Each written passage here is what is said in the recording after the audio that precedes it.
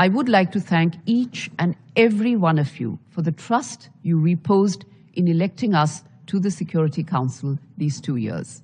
Before we entered the Council, our Prime Minister had said in September 2020 that we will use the prestige and experience of being the largest democracy in the world for the benefit of the whole world. During the last 2 years, we spoke out in support of peace, security, and prosperity.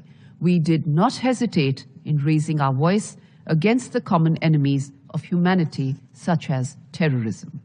We were conscious that when we spoke in the Security Council, we were speaking on behalf of 1.4 billion Indians, or 1/6 of humanity. But we are also conscious of the fact that we were also the voice of the Global South during our tenure, highlighting issues of particular importance to the developing world. India reiterated and reinforced its commitment to the basic principles that we have been articulating even when outside the Council: multilateralism, rule of law, and a fair and equitable international system. There were instances when we had to stand alone. But the alternative in those instances was to let go of the principles we genuinely believe in.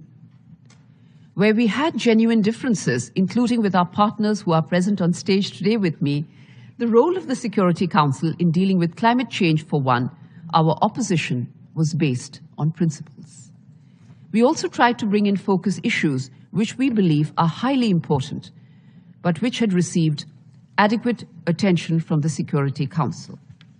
Maritime security was the best example where, until not too long ago, the Security Council was focused only on the issue of piracy, whereas maritime security encompasses far larger issues as well.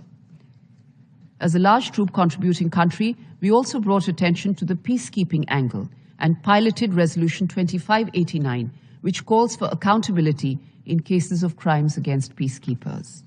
Last, but by no means the least, we were acutely aware of the fact that reform of the Security Council is the need of the hour.